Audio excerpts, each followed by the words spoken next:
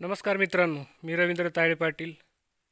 तुम्ही पाहता agro ATM आपलं मराठी चॅनल.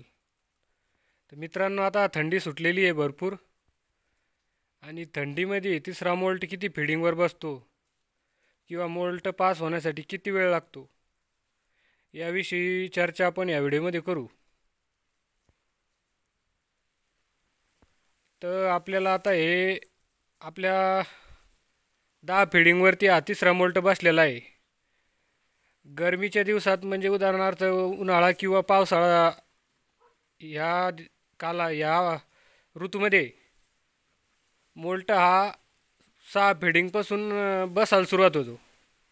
परंतु आता थंडी असल्यामुळं 10 फिडिंग होऊन पण आपल्या 10 फिडिंगवरती आपला हा मोल्ट बसलेला आहे. आणि आता आपला मोल्ट बसून जवळपास 40 तास उलटलेले.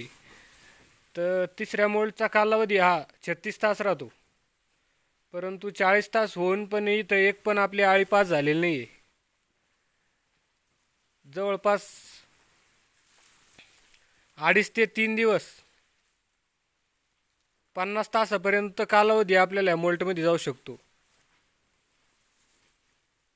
त्याच्यासाठी आपल्याला काय आहे, शेडमध्ये व्यवस्था करणं खूप महत्त्वाचं आहे.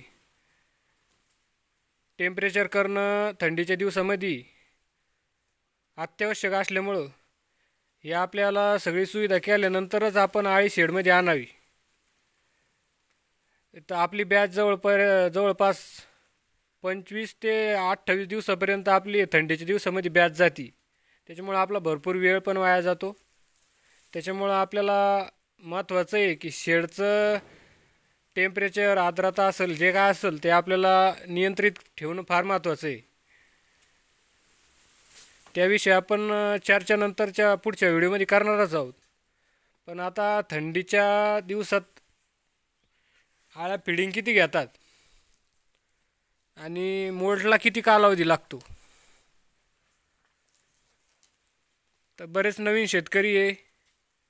आपण मार्गदर्शन करताना असं म्हणतो की 6 फिडिंगपासून मोल्ट बसतो, परंतु थंडीमध्ये 10 ते 12 फिडिंगसुद्धा आळ्या घेतात. आणि मोल्ट पास होण्यासाठी सुद्धा आळ्यांना 2.5 ते 3 दिवस पण लागू शकतात.